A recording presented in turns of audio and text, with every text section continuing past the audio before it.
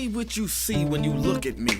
Do you see another brother lost in these streets looking for his soul? Trying to find my soul. Or do you see another brother searching for lost souls in these streets? A street soldier. Street soldier. Here to help you get that chip off your shoulder, warm your colder days and sober your drunken ways, and find a way to help you get over these hurdles placed in our path. And this is not meant to amuse you. This is for all those who have questions but are afraid to ask. I won't be afraid. I won't be afraid. No. When times get hard, you lose your way. Open your mind and hear what I say. This is a message for the hard and the soft. To those who tune in weekly and to those who keep an eye out for 8 p.m. on Sundays and turn their radios off. The truth hurts. The cloth has been pulled. We're walking around half dead. Use this show as your IV. Alive and Free is a new movement. We've achieved self-destruction.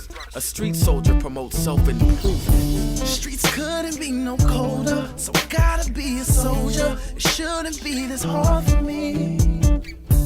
Even when it seems so hopeless, I gotta keep my focus. I'm glad to be alive and free, yeah. Streets couldn't be no colder, so I gotta be a soldier. It shouldn't be this hard for me.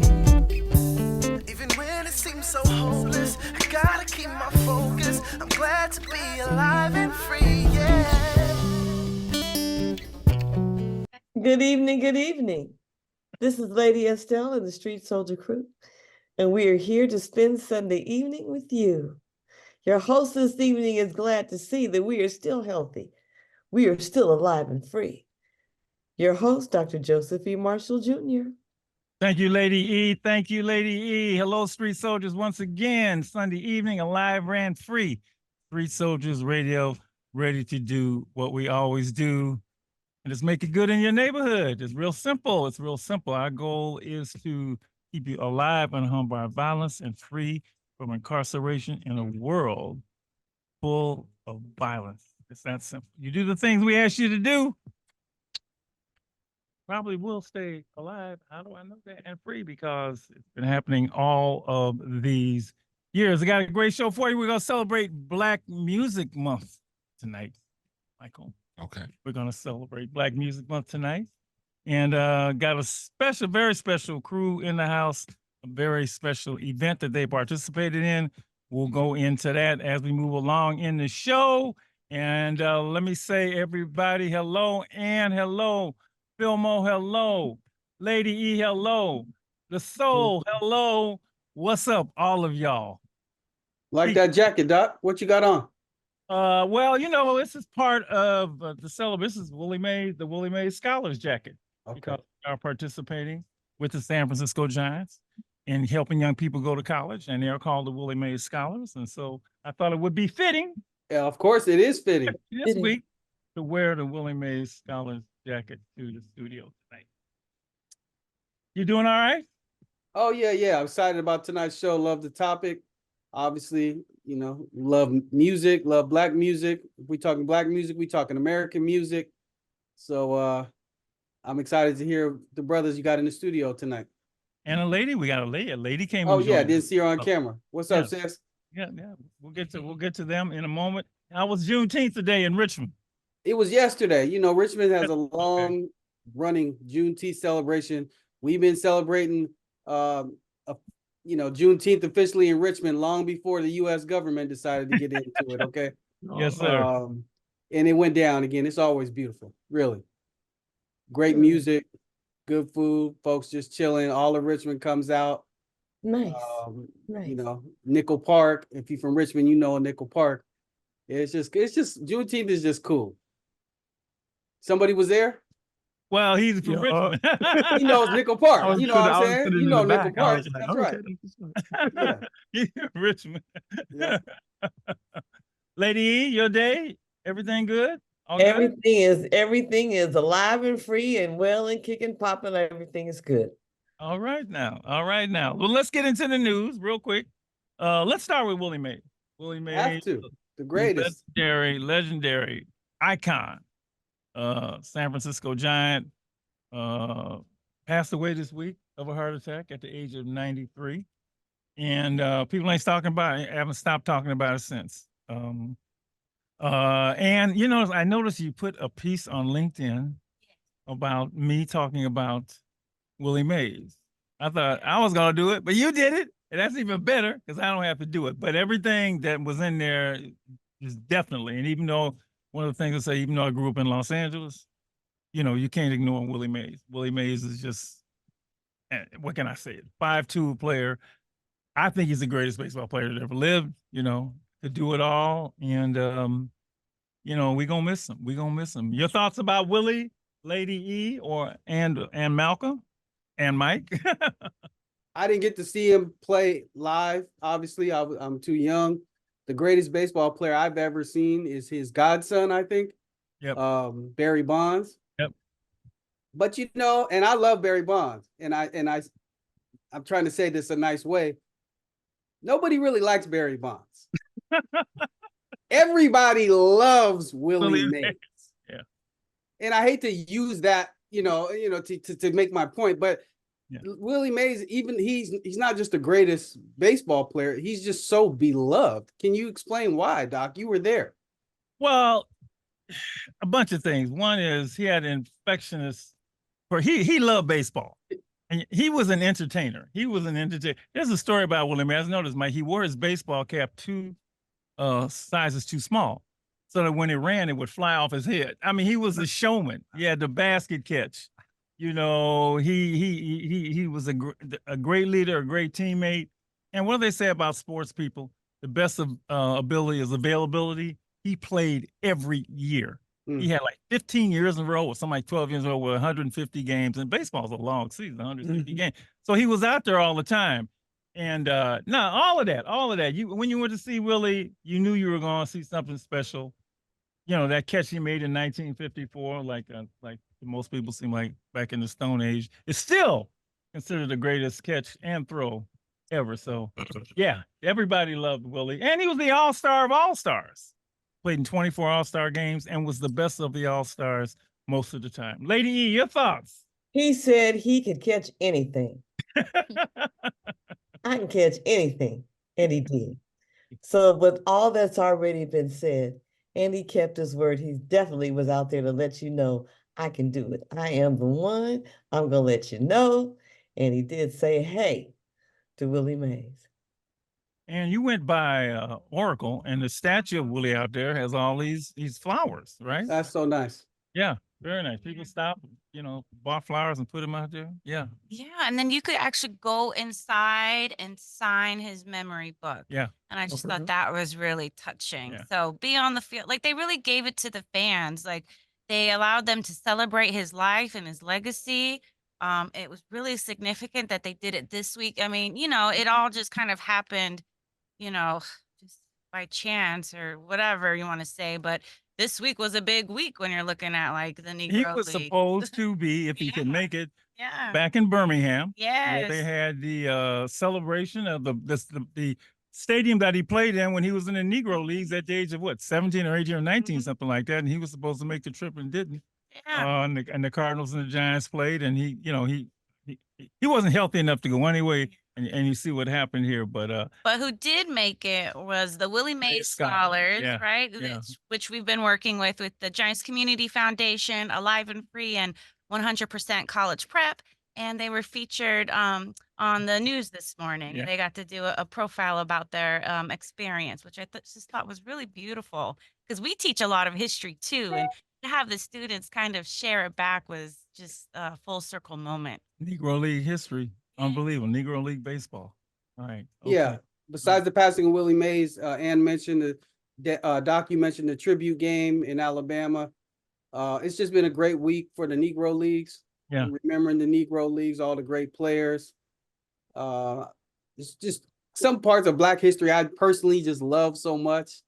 The Pullman Porters, the Negro Leagues. Like, I just wish I was there. I wish I was in the stands, And did you see when they asked Barry Bonds what would happen if he hit against Satchel Paige? He said he'd take him deep. Yeah, and I believe it a home too. run. Barry, you dreaming, but that's okay. No. We all need Barry Bonds' confidence at the plate. Yeah, no, he's supposed to say that. Yeah. All competitors that say they're gonna be able, they gonna handle it. They gonna handle it. All right. Real quick, the first Biden-Trump debate is this week, this Thursday. Gosh, You're gonna watch. Oh, Ooh, that don't sound good at all. Watch if I can. Say, yeah, I'm gonna have to watch that. Yeah. It is this Thursday. I think it's on CNN. It's no audience. No audience. Really? No audience. That's the rules. 90 minutes, which is a long time for brothers. I didn't want to say it right there, right? So we'll see. We'll see who can make it to the end, and who To makes the end, let's see who can get through it 5 sentences. let's see. But fortunately, lady, I'm teaching the kids at night, so I'll have to get updates from people. But it is, yeah. Watch. How come you don't have them watch? I just have to say, Teach them other stuff. I haven't watched that debate. maybe not. I won't say it. Go I ahead. just cannot believe this country who would put somebody who has the history back in the position of leading the country. Are you kidding me right now? Nope. I told you I ain't watching. Okay, man, for a bunch of reasons. But now, as we get closer to the election, we do this. We will have several shows on. We have Professor James Taylor from USF will come on, and the New Yorker will go crazy on the air as he always does. And we'll discuss it. But that's just want you to know. The debate is on Thursday. All right. One more, and then we'll stop. I'm gonna miss it. Make sure we have a mental health show after that politics show, okay? Right after the debate.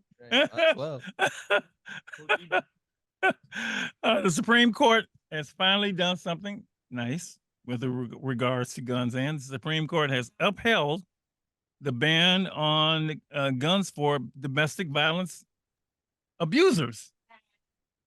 They actually said they did. I was wondering, it has handed its most significant ruling down, gun control ruling on 2 years on Friday, upholding a federal law that bars people who are the subject of domestic violence restraining orders from owning weapons, which makes yes, that does sound good. everybody. Well, does it make sense to you?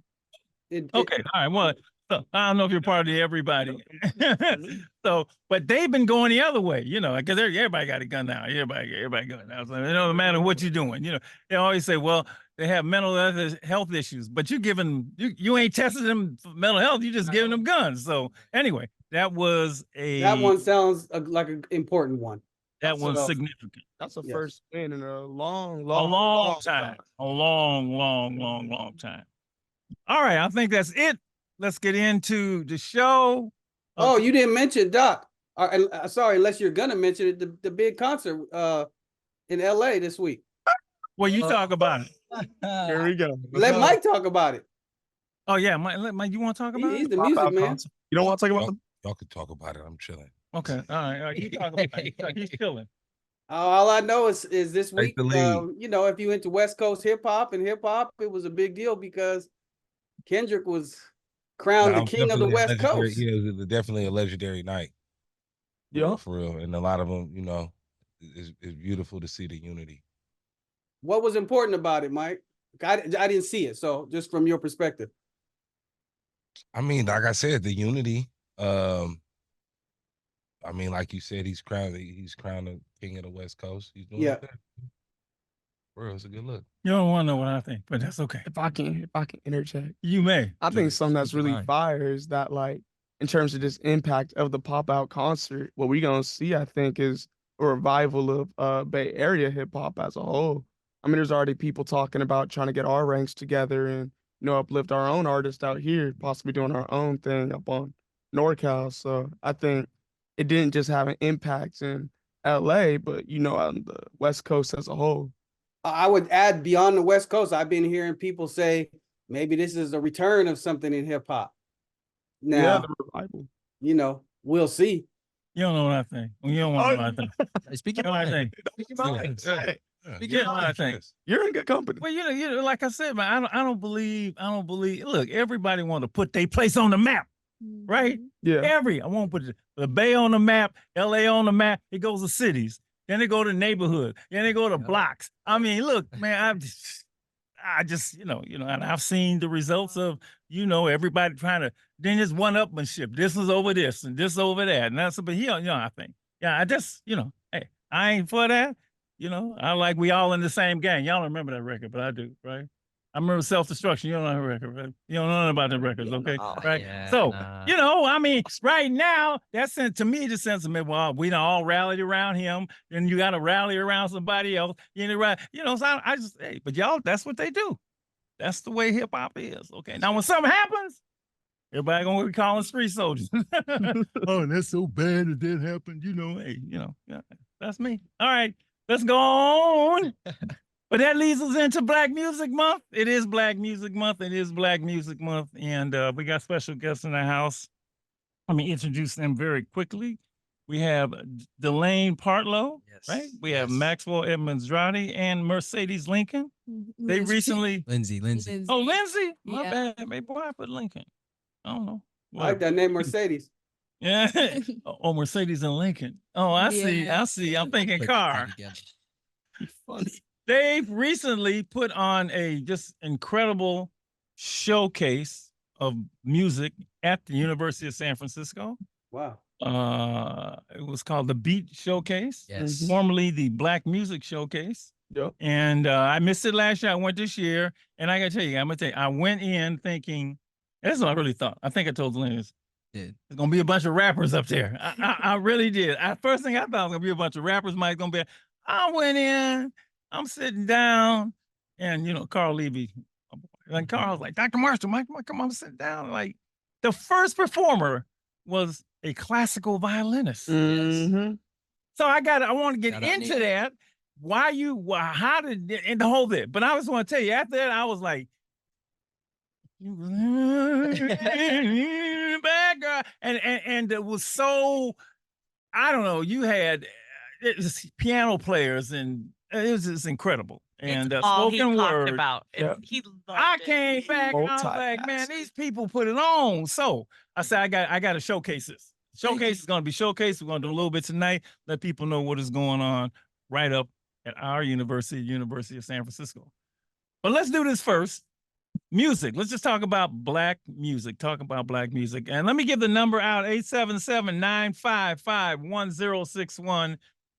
877-955-1061. I want to know, who do you like? Who's in your playlist? In your playlist right now. And I'm going all the way. Who do you like? Because it's Black music, all forms of Black music, right? Yeah. So if you're a jazz person, you can call in. Okay. All right. If you're an R&B person, who do you like? Why do you like them? I always like if they're a special moment, that in you, no. So 877-955-1061. I'm going to ask you about music and your relationship to it and what do you like and who do you like. Mike, I was listening. I got started, Malcolm, I got to tell you this, with Unsung today. I shouldn't start watching Unsung. That's your favorite. I forget. I turned it on and there it is. So I watched 4 straight today, right? So let's start with Morris Day and the Time. Oh, no. Come on now. You can't go wrong with that. They don't know nothing about Morris Day. I just everybody know Morris Day. It's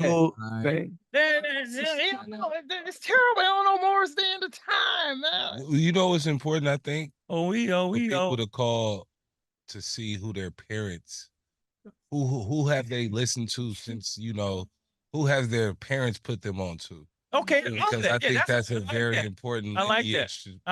What you listen to, because at some point you in your 20s, like, I ain't listening to that. Then you turn a certain age, and you start to listen to what your parents listen to for real. Yeah.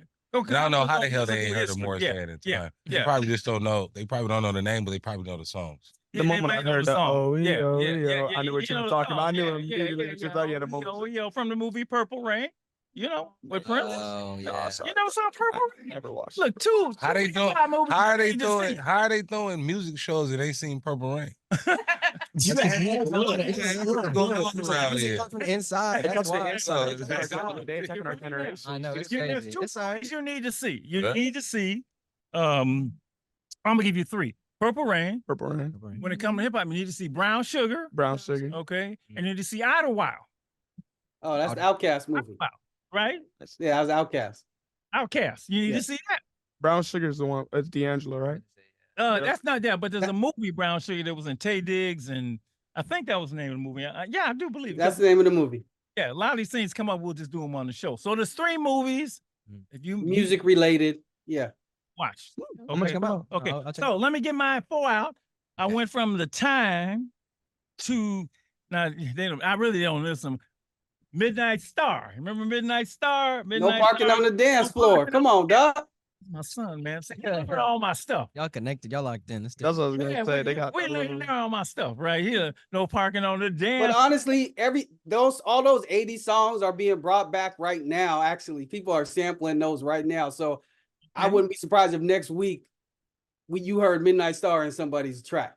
The next one was Silk in the 90s. Oh yeah, 90s R&B. I ain't gonna do him like he did it then. I want to get. You remember that? What was the next word, Mike? I want to get what? Next to you? No. Oh, was it Freaky with you? Freaky with you. Yeah, that's it. That's right. Silk. Meeting in my bedroom. Silk. That look, Silk. All right, and then I ended up with, and it's funny, out of all of them, I think I enjoyed Drew Hill more than anybody else. Oh, Drew Hill. Yeah. I really like that, man. I really like you. I mean, all these people had talent, but I listen to Drew Hill and watching Cisco and brother. Drew Hill. Now the problem is they ain't got no longevity because they always getting in beef with each other. But I'm just sick on the music thing. So I'm warm. I'm ready. Like I'm ready for black music. You make more money when you're solo. That's probably also why, Well, he left and made us. And just the song. That's right. Don't know the words. All right. 877-955-1061. Mike is asking what your parents listen to. I'm asking what's in your playlist. Who do you like? Why do you like them? But let's start right here in the studio. Let's start with you, Mercedes. Let's go, Mercedes.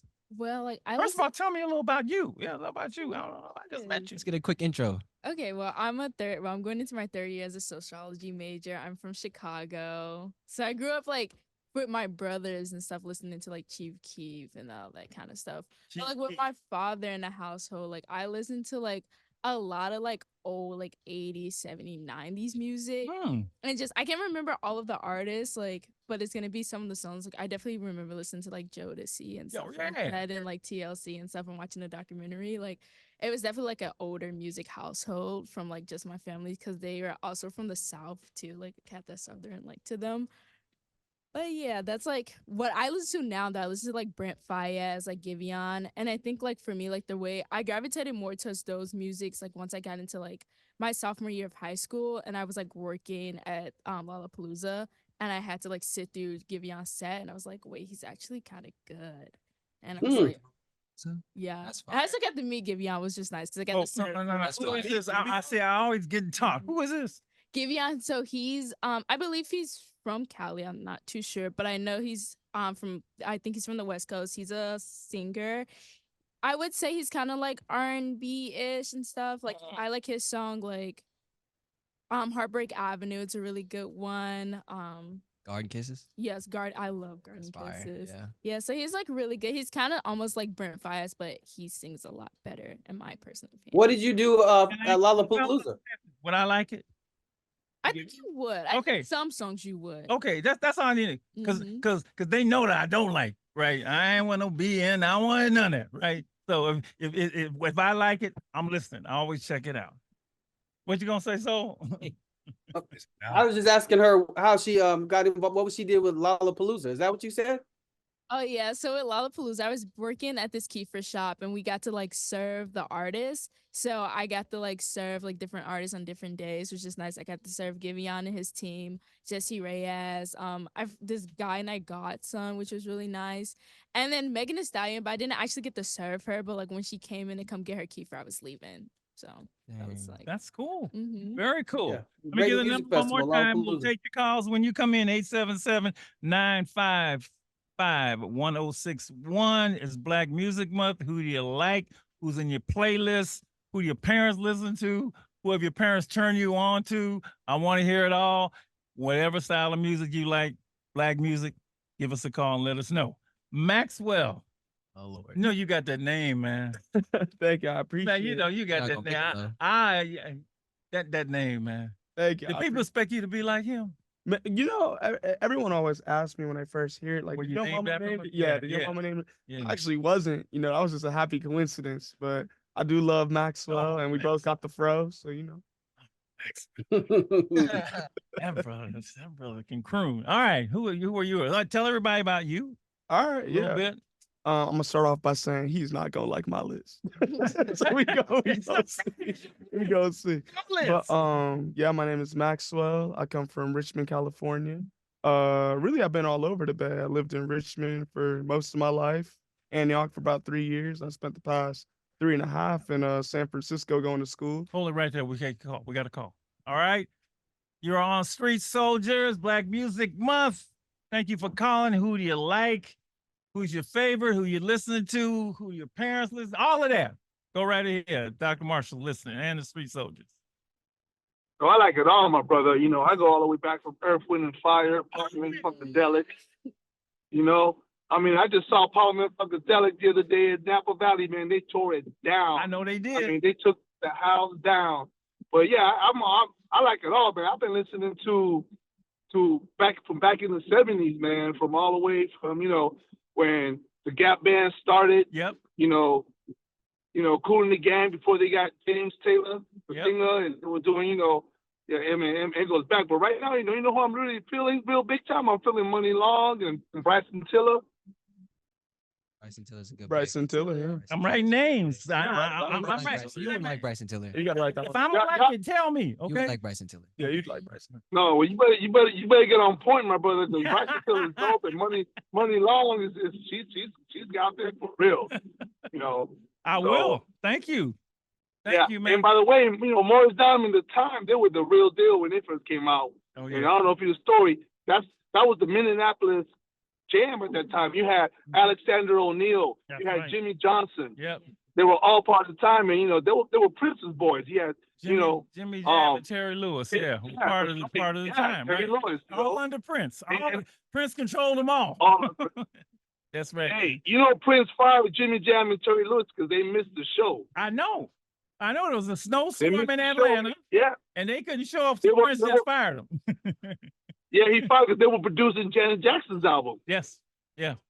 They went off Yeah, and did it. but anyways, man, Thank you, brother. y'all brothers y'all doing a good show. Y'all doing an amazing thing. My name is Ish. It's a pleasure. Y'all keep doing what you're doing, man, and keep putting that music out there. Let people expand their minds because they ain't nothing like what we listen to, man. It's the best in the world. You got it, brother. One love. Thank you, man. Thank you. 877-955-1061. Give us a call. Tell us what you're listening to, who you like. You can tell us your whole music history if you want to. We understand. Let's go back to Maxwell. Yeah, man. Like I said, I'm just from Richmond, California, but I've been all around the Bay. Spent a little time in Antioch. You know, I've been living in San Francisco the past few years. I'm actually about to go into my second semester of my junior year. I like to round up though, so I like to tell people I'm a senior, basically, right? Like we round here. So, you know, What I don't understand is just rising. What the hell? What does that mean? When did rising, that it's come in? like When did it's like what you rising come rise. in? It's like what you rise. I got into. rising first graders, okay? You do. I got rising kindergartners. It's like what you rising to. So yeah, that's where like I'm about to go. That's the mountaintop. Like I'm climbing, I'm rising to. But yeah, in terms of like music, I rock with. I mean, I love Kendrick Lamar. I think that's. I mean, if you've been following the beef, I know you don't like beef, but if you've been following the beef, I mean, I think you see why. Yeah, like a hog for real, right? Yeah, I love Kendrick Lamar. I love Tyler the Creator. Drake is out of his league when it comes to. Oh yeah, for sure. I mean, he ain't got no chance. Yeah, not Yeah, even not close. lyricist is it ain't even close. It not at all, At all. actually. Yeah, Right. we drop real opinions here. Yeah. So I was like, yeah, I'm like, yeah, but Tyler the Creator, man, I love Tyler. You know, Creator. yeah, Jay-Z, Kanye West, and man, if I had like a fifth artist that I say I really rock with, Old Conway and Old Kanye, old Kanye. Because when he got on, man, it was when he started. Yeah, when he College first- Dropout was a whole deal, different deal. it was a right? whole thing. Yeah, and that's one of the reasons why I like him. Really, I like it. Really, like Kanye was cool because I feel like what he did for music was for people who weren't into all the like bang bang shoot 'em up kind of sounds, Kanye really made this new type of music for people who, you know, were into a little bit of the nerdier kind of things. You know what I'm saying? I understand for years now. Well, let's take the call. We got a call. We got to do the call. Let's do the call. Okay, we'll come back. All right. You are on Street Soldiers. It's Black Music Month. Who you like? Who you feeling? What's your playlist? What's your music history? Go right ahead. Rapper Paris breaks the grip of shame. Oh, Paris. Lord. You San know Francisco's on. You know about Paris? Breaks the grip of shame. Lord. He went to my high school. No kidding. Wow. Yeah. Paris did this. Now I talk about a song that fit the show, and he's local, right? Although he did a song called Asada, by Asada Shakur. Okay, yeah. It was a great song. I used to play it on the air. Paris, man. Oh man, Paris, boy, man. You went to what high school was this?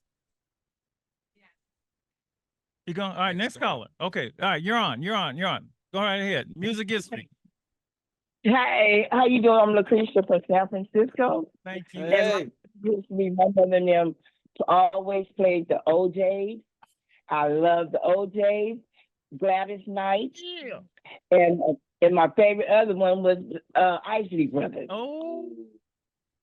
My mother took me to my first concert. My mother and father took me to my first concert for my birthday at the where was that down the highway what was the name of that? They closed it down. The Circle Star? Circle Star Theater.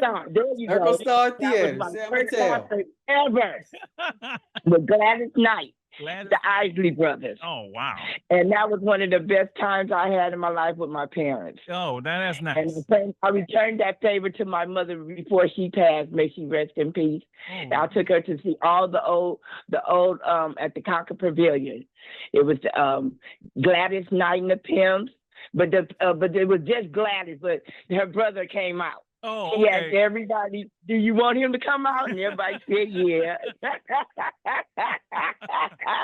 But that was one of the greatest times. But now I'm gonna tell you, I did listen a lot of times to Dionne Warwick and Fifth Dimension. They don't know none of these names. Not at all. I'm not gonna lie. Yeah, I'm just remembering them. Yeah, but you know, Dionne Warwick, her voice is on the radio right now. Thank I you. guess that's how old I am. Huh? That's all right, baby. No, turn it in. Look, that's what we wanted. You can get old and talk about this stuff. And I loved it. I never forget it. And thank you so much. Thank you. And have a good weekend. All right. Thank you so much. All right. Good. Yeah, she had a great laugh. Keep going. Keep going. All right. We're gonna Yeah, she was cool. Oh yeah. I was gonna say, like, yeah, what I really like about Kanye is I feel like, you know, for people who were fans of rap that it wasn't really into like bang bang shoot 'em up kind of music, like he made a whole new sound for I think people who were, you know, a little bit on the book people, I should say. Backpack rap. Yeah, backpack rap. Pretty much, you know? Backpack rap. Yeah, backpack rap. And so For it's the like blurs, okay? yeah.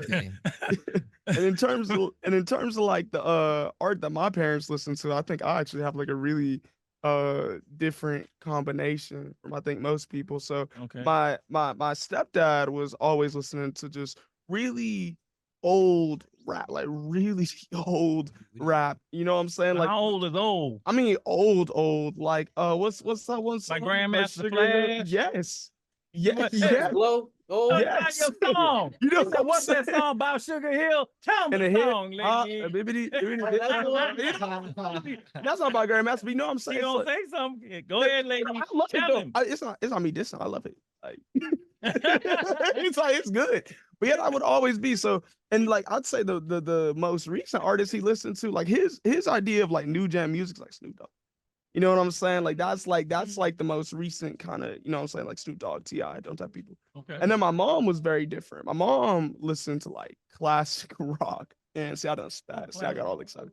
Yeah, my mom listened to like classic rock. So I was listening to like Holy Diver and all these other things and Barracuda and all kinds of stuff. So I had these two influences going on. So I don't really know how that impacted the musical interests I found recently, but I do know what I like a lot about the rappers that I listed out and a lot of musical artists I listed out was they talking about something. Talking about stuff that I'm thinking about or stuff that I see, which is really cool. So yeah. All right. Yeah. Okay. Let me get that number one more time. 877-955-1061. You want to get in? Film on going away. You know I'm gonna get you. Okay. Delayn, you go right ahead. Ooh, okay. A little bit about yourself first. So yeah, sorry. My name is Delayn Partlow. I am a senior at USF. And I'm originally from Baltimore, Maryland. So when you mentioned Drew Hill, I got a little excited. So thank you for mentioning them. Yeah, that's really me. I feel like you'll probably learn a little bit more about me once I talk about the music, maybe. But growing up, my mom, single family household, so my mom was playing a lot of Sade. She was playing a lot of Prince. Prince. Yeah. Prince. Trying to think. And my mom was Prince. I have a pretty religious family, so a lot of my music was gospel music. Yes. So yeah. Now Ty you Tribbett, can't get more black than that. stuff like that. But I would say nowadays I've kind of gotten a little bit more eccentric with my music. I mean, for me, you've got the big three, the Kendricks, the J. Cole, the Drake. Regardless of Drake's loss recently, he still has made a lot of good music, and I'm mad at his music. I'm mad at the beef. Oh yeah, okay, that's what it is. He beefing with the beef. Don't beefing with the beef. What else you got? I'm trying to think what else. Yeah, I mean, recently I've been kind of trying to explore a lot of different kinds of music, just because as I grow up, as I've gotten older, I'm kind of trying to reach into different areas. So hearing you talk about like rock and stuff like that, that's pretty interesting, because like I'm trying to get into that now. And there's one person who I don't listen to country music at all, but because this person is getting popular, I might actually listen to it. It's this dude from he's Nigerian. His name's Shabuzi. He makes country music, and personally I really don't at all. Even though I have a lot of family that's country, but like he will be the reason why I might check it out. So that's somebody I think you should check out. I gotta ask you, anybody into reggae? Because I ain't know, but yeah. Oh yeah, a little bit. I'm scared, because I was actually watching this thing. Well, it actually wasn't even reggae, but it made me think of reggae. I was watching this thing on Nigerian music and music on the continent. Yeah. And I mean, they got all kind of influences, from traditional music and Afro beats and all that stuff. And that's some, that drum is there. Believe me. Reggae. Drum is there. Reggae and dancehall. Fire. Yeah. YG Marley. Yeah. That's another name you should write down. Yeah. Oh, I know that one. Oh, you know what? No. Not Bob Marley. YG Marley. We talk about his grandson. Yeah. Okay. Yeah. There's another one. Yeah, it's his grandson. A lot of Marley. A lot of Marleys. All right. The whole Marley. A lot of Marleys. All right. Whole Marley tree for real. Yeah. All right, 877-955-1061. If you want to get your musical taste in, better call quickly. Call in. We can get you in, because when the hour's over, we're going to something else. Okay, 877-955-1061. I gotta go to Fillmore. Let me hear it. Speaking of OJs, I love music. He love music. Yeah. All right, what you got for me, brother?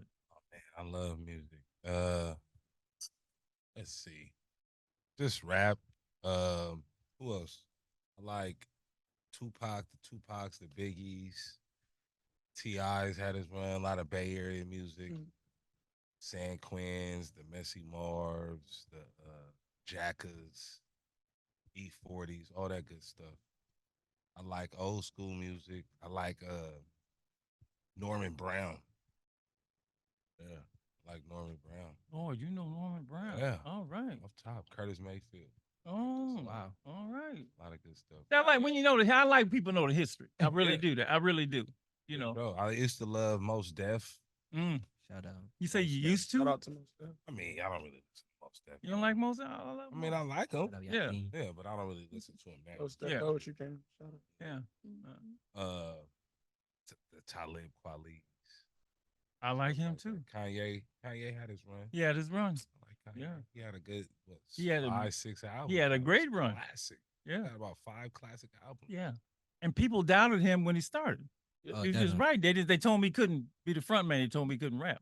Right? Yeah, he was a producer. Yeah, he's a producer. That's right. Yeah. Where did he fall off for you? Like, which album was? I don't know if I should say fall off, but which album? No, he fell off. There was like that transition. He fell off. He did. I wouldn't call it fall off. I do. But like, where was that transition period between like what we define as old Kanye? Yeezus? You met that woman. I could agree with that. No, it was his mom. I think it was his. I think it was his mom. Oh, yeah, I think it was his mom. Really. So thank you. I was being funny, but I have a personal story about that. And yes. Oh, you knew his mom? I talked to his mother on the phone. Oh, really? Yeah. Oh, wow. And I wanted to get Kanye to do something for the club, man. I really did. I wanted to come up. He was going to do something. And she talked to him, and he said, "Well, I'm gonna talk to him." And and he had made that record, and he used the M word, right? She said, "I told that boy don't do that." I told that boy. That's what she said. She's telling me that, right? She was a huge influence in his life. Yeah. And you are right. I think that had a lot to do with, mom and grandma will check you, right? And they will be the one person that you have to listen to, even if you don't want to, right? And after that, I would agree. Lady E, Yes, sir. it's your turn. So I'm not sure where to start. Start. My parents dating myself. When they danced, they did the jitterbug. Right. You don't even know what that is, okay? Oh, wow. They won jitterbug contest. So, that's how far back that goes, all right? So for me, the music that stands out to me, what I'm listening to today, nothing. But I don't. Frankie Beverly and Mays. That's that one. I'm old school, so let's talk about the Impressions, the Isley Brothers. Let me say that the first and last rap after Gil Scott-Heron. Gil Scott-Heron, that's the name for you. Which was the 8-track. That was the 8 on the 8-track, not the cassette. But then it was Sugar Hill Gang. Yeah. All right, that one. Yes. Yeah. And probably the most recent, which isn't recent anymore, and it's not the whole one, it's just the song. And that is The Last Time I Checked. Nipsey Hussle.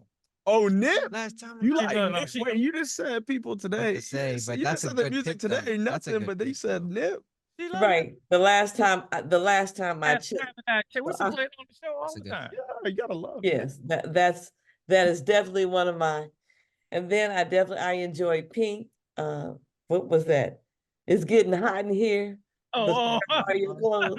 Isn't that Nelly, right? Hot in here. Yes. Okay, so those are the ones that come to mind, in addition to all the other old school 70s, 80s. Yeah. Lay, let me so much music. Yeah, let me just say this, Lay. I noticed, and so which is black music. You grew up in the church, singing in the church. Gospel, yeah. So that's gonna be. Oh, listen, I used to copy. What's her name? Oh my goodness, the one who lady sings the blues. Yeah. I don't know. You don't know who that is. Oh Lord, the name will come back to me. Mahalia Jackson. Yeah. I don't know if you know that one either. Lord, I know everybody knows Aretha Franklin. Of course. But the Hawkins, everybody wanted to be. What's her name? Right, the Edwin Hawkins singers. Yes. Yeah. But Mahalia Jackson is. Yeah, thank you. Yeah. And whoever my girl is Billie Holiday. Billie Holiday and Ella Fitzgerald. Shout out. Billie Holiday. Yeah. I like how the 90s had a lot of different groups. Yeah. Especially R&B. Yeah. Shout out to Tony. Yeah. They had a different style. Yeah. Groups with different, flavors and styles. Yeah. Yeah. It's pretty cool, actually. Yeah. And right from here, right? It's so rich. It's so rich. That's why I love the emphasis, on black music. The early 2000s R&B was slapping too. I'm about to say the Alicia Keys and like you got to give a shout out to that. Yeah. Oh, Jill Scott. Oh, I love Jill Scott. I was about to go crazy, but I'm gonna let Ann go. Is it the way? Lauryn Hill. Lauryn Hill. Oh, yeah, Lauryn Hill like, for sure. Yeah. My mom actually did put me on Lauryn Hill and Jill Scott. All of them. We're gonna. Oh, Jill Scott's Golden is definitely one of my favorites. Now you can find me. Yeah, my mama was like, Spotify. A lot of that on the show. Oh God, who was my life, my life, my life? I used to play. Man, the Mary J. Blige. Mary J. Oh, I Mary played that J. song Oh, so God, much bro. on here, right? Really? So you there? So where is he? Is he listening? You got to get his Got like in. 2 minutes. You got his in. 5, 4, 3. I'm somewhere else. All right. He does that. Hour number two, Alive and Free Street Soldiers Radio. Tonight we are celebrating Black Music Month. June is the month. June is always the month. We do a show once a year, well, sometimes a couple shows in June around Black Music Month. And to help us celebrate this, we have 3 folks in the studio. Yes. Who were involved in a Black music showcase. By the way, I want to ask you why you changed your name, but we'll get into that. Oh, let's get into it. Sure. At the University of San Francisco at USF, and I went. I was blown away. I mean, I really was blown away. I expected one thing, and I got totally another, and I've been talking about it ever since. And we're going to showcase the showcase tonight here on Street Soldiers. My guests are Delayn Partlow. Oh, you know what? I just realized you have a little bio here. Yeah. So I'll just read what it says. A 4th-year student at USF and creator of the Black Student Music Showcase. Okay. Well, where is Maxwell? We ain't our bios right now, man. Yeah, it's supposed to be here. Did you submit a bio? Well, to you for the showcase? Yeah. Oh, yeah, for sure. Well, we ain't going. Oh, is it? Oh, dang. Oh, okay. All right. I'm sorry. All right. Maxwell. Aiko. See, I don't know that one, so Yeah. All right, that's what I was saying. It's the same guy. He's a spoken word poet from Richmond, California. He believes that poetry can be a force of change for people, inspiring the human connection we're often afraid of. Okay. And we have Mercedes Lindsay. And Mercedes, your role in the showcase was? I was one of the co-producers and also the host, co-host.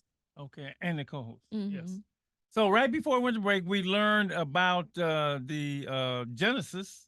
What I'm looking for. Yes. Genesis of the music showcase. But do it again. Say the whole thing again. No, right? that's I'm fine. sorry. Somebody may have just tuned in right now. Let's go forward. So yeah, sophomore year of college, getting to USF, University of San Francisco's campus, it was completely dead, and really nothing was happening. There was only one musical event that happened for my entire sophomore year, and it was something called Donnaroo, which personally I thought was whack. So I was like, all right, let's see if we can like do something better with students that actually go to the school. So we definitely did. So basically that year I kind of took my time to create an event to be able to pitch to the music coordinator at USF, and thankfully they agreed to do it and gave me the creative freedom to kind of make sure that it happened the way I wanted it to. So yeah. It's a long way from conception to event. It is. Right. Mhm. How was that for you? I got this great idea. You know, people had a great idea to start a business. They gonna do this, they gonna do so and so, and just what was that like? Did it take a long time? Did you have to sketch it? I mean, what was going on with you that moving that thing forward to the point where you actually got it to happen the first time? Yeah. So honestly, this is something that I have to shout out my mom and my godfather for, because they are two people who have been putting on events in my life in the past. So they kind of set an example for me to know that it can happen and that it doesn't take 60 people. It doesn't take 120 people. It really only takes one person to put together at least a template of how the night's gonna go, and everything will be fine. So that's kind of what it was. I already had people kind of in my life that de-escalated. Yeah. I feel like that process, how that would feel if I didn't know anything. They escalated man, I don't know if I can make this thing work. You know, those down times. Exactly. It's like, really wanted to, but that's wonderful. That's one, especially if it comes from your parents, it's even better. I mean, that says a lot for your parents. I'll give them a shout out too. Thank you. Thank you, because you got to keep things moving, keep it moving forward. Yes. What was the initial reception around school when you came up with this, guys? Initial perception around school. I'd say for the most part, people were pretty receptive. I think especially the Black folks on campus really appreciated it because there's oftentimes not a place for us to express ourselves, period, but more specifically our art. And so I think when you go to a campus where you got like everybody listens to rap or listen to R&B or listens to whatever else, but ain't no one really look like you. It's like it makes the showcase made such a nice gathering spot for everybody. So I think when people first heard about it, we were all just excited. Okay. Everyone was excited. Were you in at the beginning or later? I came in on this year, but I remember like my freshman years when it first happened. And so like that same reception of that, it was just really cool because the most of what you knew about like things going on in the studio theater was going to be from Past J. So it was really awesome to see that the student like was hosting this weren't a Past J student. They didn't have any connections with it. And it was just like showcasing like a lot of like just like different Black, because you came in with like an idea of like what it was going to look like. Yeah. And then just like afterwards you were like, no, like this is like just completely something different. It is showcased like how like different Black students are on that campus, but how different like our music tastes and what we are like influenced with us. Like it felt really nice to be like a Black student on campus, like I feel like for the first time, honestly. Dang, okay, I didn't know that. That made me feel good. Thanks, guys. You found a lot coming on Street. He did it. He did it. Like I remember even after Delayn at first really, like made this idea happen because he had said it to me.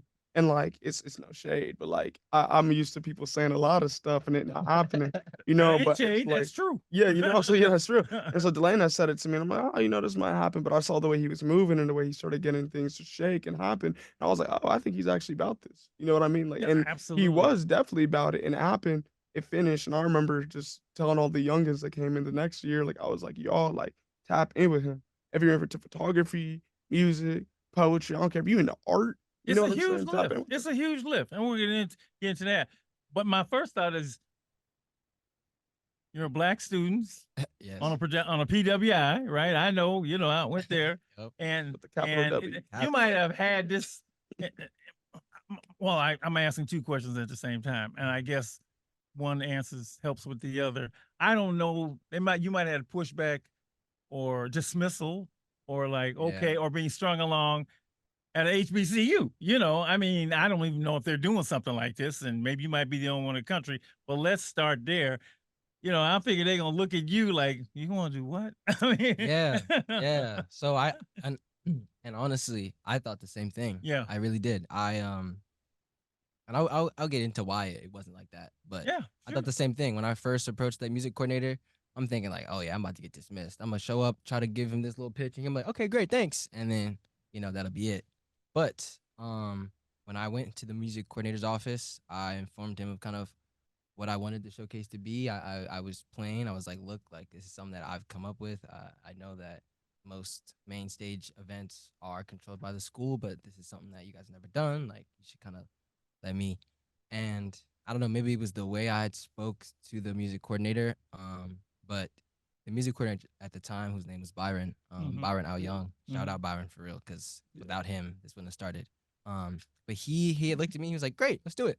Like just that's just, huge. Just man. let me know whatever you need. That's the boost from inside you need. Exactly. Right. You didn't say, "Well, I don't know." Were people gonna come and none of that. Nope. That is.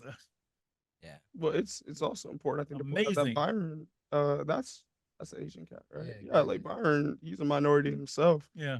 So I think it was cool, like having that support in that place. Because I'm not saying it would have been different otherwise. I'm just saying that it's like, you never know, because our school. But what we do know is what happened. Yeah, right? Exactly. We do know what happened. And let me just say, I haven't been there for a long time. That might not have happened before. Oh yeah. I mean, that school is just amazing. 5 years ago, there weren't half of you there. There weren't a third of you there. There wasn't a quarter of you there. 3 years ago, it was biggest class. And in many ways, it has come that's a natural progression of a lot of Black students being there. Yeah. You know, like, yeah, go change the cafeteria menu next time. Now, listen, I've been trying to do that for the past 3 years. No, for real. Yes. Let's get I some would more love to. chicken. Let's that was do it. one of the things I tried to do when I was there. Yeah. Well, it was successful for one dinner. It didn't last. You know, I got to do it one time. Hey, But you know, hey, all right, now you're conceptualizing it. You got to go ahead, but you know, you got to get all the way there to students are saying, "What? Did you spend a lot of time writing, create? I mean, who helped you? Nobody. Oh, come on. I mean, the first years, yeah, by myself. I mean, obviously, Nobody helped you? no. It was my, like I said, it's my. So I guess, all right. I guess I gotta describe it better. I don't really do a good job, but like, so when the whole idea of the showcase was a single page note that I had written, and I had kind of told my mother about it, and she was like, "Oh yeah, just flesh it out. Like that's a good idea. Just keep working on it." So then I just kept writing in a physical notebook, just write it out. It's like, okay, if let's say I want X amount of students, let's say each student will perform for 5 minutes. So you conceptualize this whole thing, right? Yeah. But I did it in my head kind of. So I'm like, Yeah. all right, each student could perform for 5 minutes.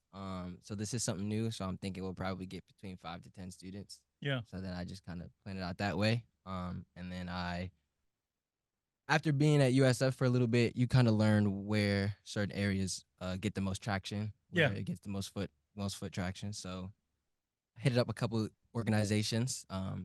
First year they didn't actually reply to me, but it's okay. It's okay. It was still successful, but just really understanding the student body. That's kind of really what helped me. But yeah, a lot of writing for sure. And patience. That's the thing.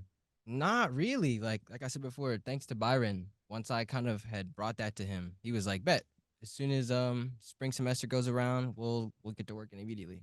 So right. It was quick. Yeah.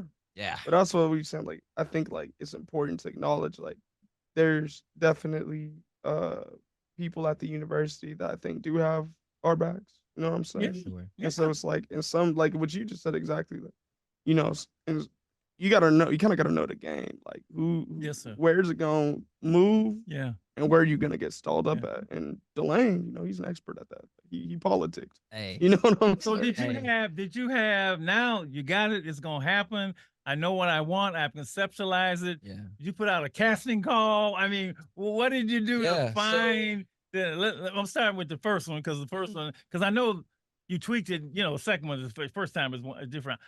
You know, what did you do? Did you sit up in your office one day in your dorm room and say, "Come on by, show me what you got"? I mean, what'd you do? Nah, so I mean, I am somebody who tries to be involved in all of my communities. So knowing Maxwell outside of him doing poetry, knowing people like Carl outside of being a host in certain spaces, and also just wanting to collaborate. That's really what it was. Yeah. Is wanting to collaborate with people. That's a good word, collaborate. Yeah. Like I made sure, as Maxwell might have said, like I made sure to be somebody like, hey, like if you ever want to build, create, let me know. I'm somebody to come to. And so because I kind of had, I guess, created that reputation, it was easy for me to kind of hit up the people that had already kind of gathered and be like, listen, I already know you do this well. Like for Maxwell, for example, this is his second year. So first year I hit on Maxwell like, look, I know you do poetry well. Yeah. I know you can go on a stage for 5 minutes and do a great performance. I need you to do it. Like, just like, come on, bro. Like, you got to. This is perfect. It's a setup. And thankfully, you know, Maxwell. He said yes. Said yes. He believed in me, believed in the show, and yeah. Did you know other people who were talented, or the word just got around and they sort of, I want to do this, or how did that happen? If you were in early, you probably helped spread the word, I would assume, right, around campus? Yeah, I mean, I let folks know, of course. Like, you know, especially like Black folks and just Black artists I knew. You know what I mean? Because it's like, I think art, particularly in the Black community, it thrives in community. You know what I mean? Yeah. And so it's like, more than anything, what I told people was like, pull up, not just for a good time, but to network. Yeah. You know what I mean? So yeah. But to find performers, the first year I actually failed finding enough performers. I put out a kind of like a casting call. Yeah. Sent it. Thankfully, like I said, I was already in communication with the music coordinator, so I did have kind of an outlet to get things out. Mm-hmm. But yeah, I think originally we had, I think like 2 people show up to like our first auditions. Oh, yeah. And actually, one of them is Abigail, who performed last year as well. Mm-hmm. So they stayed with us, and David. Those 2 were like Mm-hmm. our 2 first Mm-hmm. actual auditions, and then we had to do online to try to fill the rest of the slots. What's the first one? Oh, online Auditions. Auditions. Yeah. So they had to submit a Google form, and then they would send in whatever they might want to perform or some previous footage of themselves. You got a future. Thank you. Thank you. You have a future learning all of this at your university, and we'll get into that, I'm sure, as before we wrap up. Okay. Did you know the type of acts you wanted, or you just who was available? Did you sketch it out? Did you want it to be varied? Did you have any vision there? No, not in terms of the acts. I let the students decide. Okay. So that was my thing. I let the students decide who they like. Whoever wants to show up in this space, I let them show up in the space. And so thankfully, it has been talented people who have decided to show up. And so when I do get that full list of people, you know, that like, all right, we got 9 people signed up and want to perform. That's when I kind of get into my, okay, let's change the flow. So we know Maxwell's doing spoken word, but we also know that we have some rappers that's more a beat. So let's put them towards the end. Like as you saw, we put Nia, who did excellent on the violin, as well as Ellie, who did excellent on the piano. Started them off because they were, you know, it's incredible. Less tempo, less production necessary. But I usually don't think about the flow of the show until I get everybody on board, and that takes some time because you guys don't like to answer things, and it's okay if I don't. We color. So so let's show something, and we'll come back, and then we'll want to pull. This is now. Tell me what this one is. This is. We're gonna start here. I think you want to do an order, right? So, what is excerpt from "My Home" by Don Brooks? What is that? So Spoken yes, word? I can't. Okay. Yes, Don Brooks is one of the talented people who actually is also a senior and graduated. But they are a performance art student on campus, and they had decided to take a snippet of what they had performed for a previous USF large show, which was for theater, and they decided to bring it for the showcase. Okay. All right. Let's take a look. This is excerpt from "Way My Home." Yes. Did I say that right? That's by Don Brooks. Hello, everyone. This is a short piece from my senior project that I made earlier this semester for the Pache department. We were tasked with making a performance about a social justice topic that we are passionate in, and for me, that is intersectionality. Specifically, when you are discriminated against in every community you're a part of for a different part of who you are, it makes you feel lost.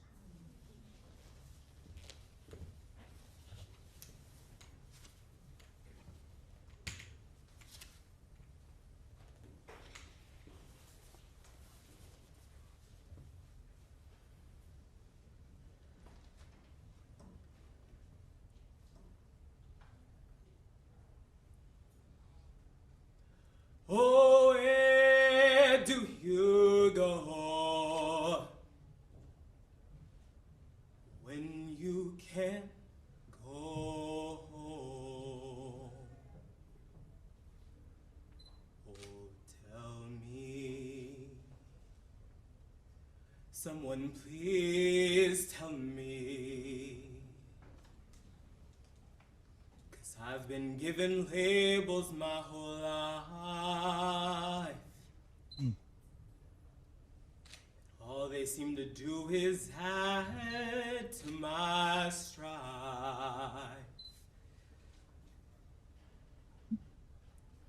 Am I the one who's wrong? Do I hide myself? Am I the one that has to go through hell? They telling me just wade in the water. Well, I just might drown. No life rings being thrown to pull me back out.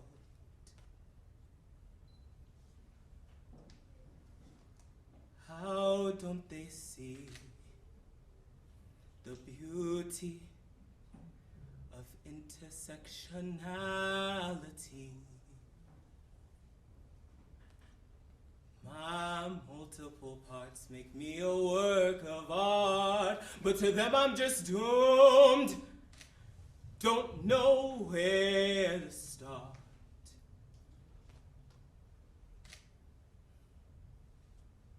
Family always told me, hide what you can. Don't try to stand out, do things just like them. Erasure of identity to ensure safety doesn't really sound like it's so safe to me. Then friends come and say, well, I don't get that. Why the conflict? You seem on the attack. Differences discarded to not disturb peace. Only further agendas to silence our needs. In my psyche, in my mental dome, it just teaches me that I have no home. Searching and longing and begging for a break. What do you do when there's nothing left to take?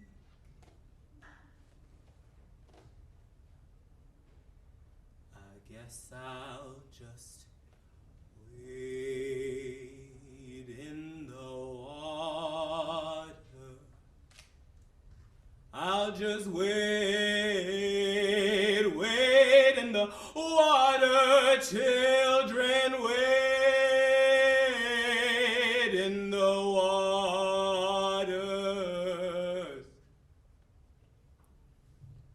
Lord knows there's trouble in my waters.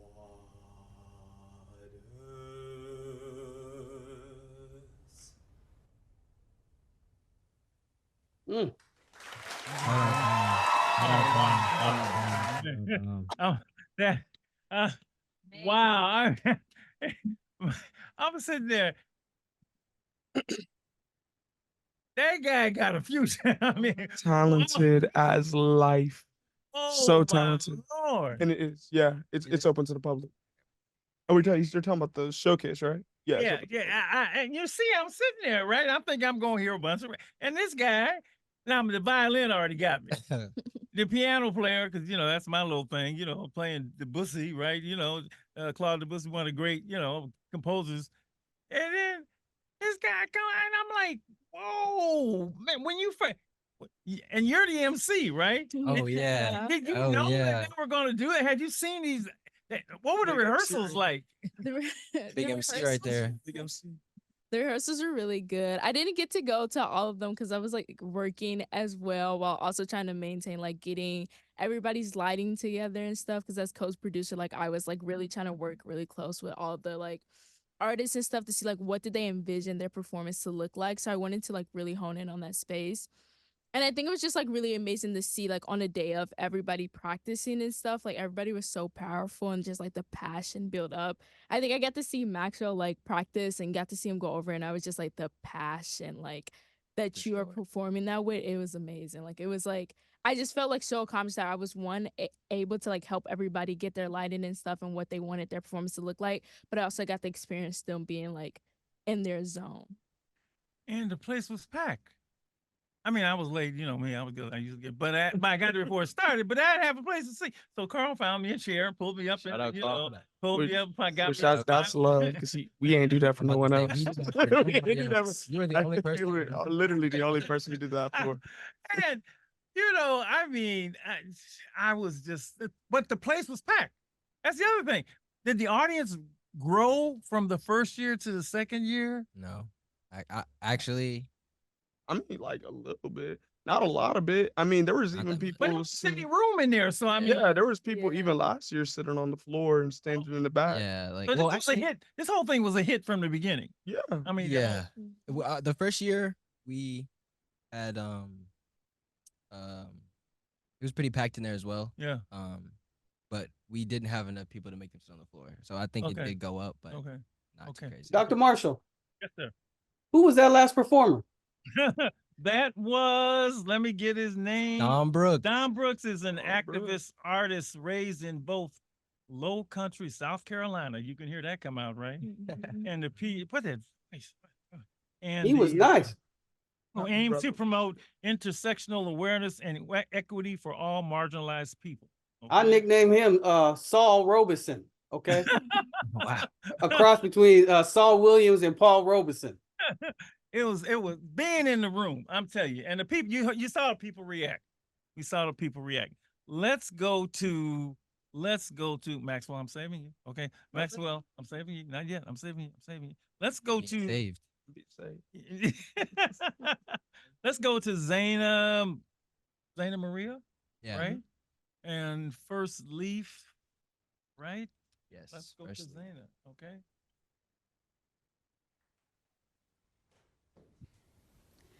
The ages 18 through 29 are considered to be the stage of emerging adulthood. In the first piece that you will hear, it is a song that I wrote about all the eternal anxieties, struggles, and questions that comes with this stage of life. In the second song you will hear, it is a cover, and this song has served as an affirmation to me and as a mantra to me that everything is going to be okay. So please enjoy First Leaf and Young Love.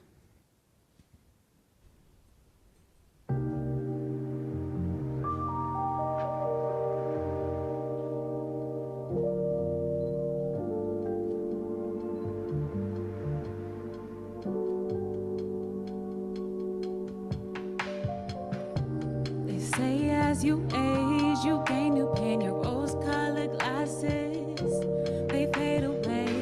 In my heart, I knew that things would change. I just didn't know that adulting would feel this way. Hey, when does it get easier? Does the difficulty level just keep going up? Oh, I'm growing up. How does a bird know when to flap its wings? When did a new plant grow its first leaf? How does a bee know when to leave its hive? Does the tiny bug know if it will thrive? When does a butterfly learn to fly away and leave its cocoon and move on to better things? How does a little girl put down her dolls and face the bigger world all on her own? Am I ready? Am I steady? Is this baby girl walking without treading? Am I holding? Am I floating? Am I doing this wrong without knowing? I am doubting, and that's unhealthy. Am I keeping the right people around me? All these questions without answers. How do I know that I won't get hurt? How will I know? How will I know? How will I know? When the sun sets, will it come back? 'Cause damn, I'm even second guessing that. How do I know if something is a fact? Oh, can I trust me and set my thoughts free? Can I reach my goals instead of just dream? I gotta speak up, I gotta be tough. Yeah. How does a bird know when to flap its wings? When did a new plant grow its first leaf? How does a bee know when to leave its hive? Does the tiny bug know if it will thrive? How does a butterfly learn to fly away and leave its cocoon and move on to better things? How does a little girl put down her dolls and face the bigger world on her own? She's all on her own.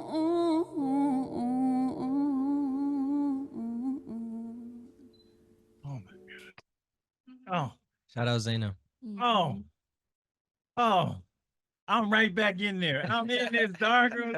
I'm really glad. And I'm saying these are ringers. These are professionals. These students. They need to be. They're not students walking on it, sitting in class. They need to be. You know, I mean, sitting in class. And I sat in class there when I was a student.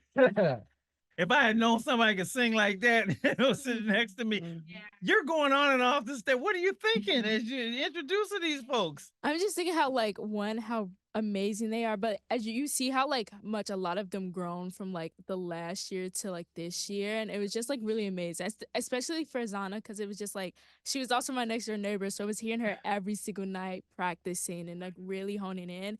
It was just you can tell it paid off. So I was just really, and I was truly in awe because of the entire week of them practicing, I wasn't there to be there for every single performance, so hearing it live and hearing the reception, I was really proud of everybody. So you have seen her work on her craft. She performed last year. Yeah. Came back.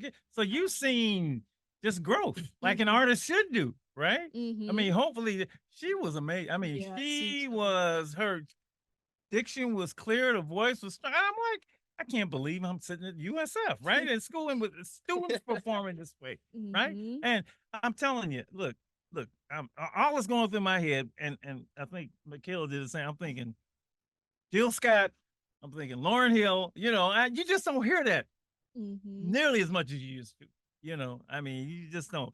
And wow, I'm just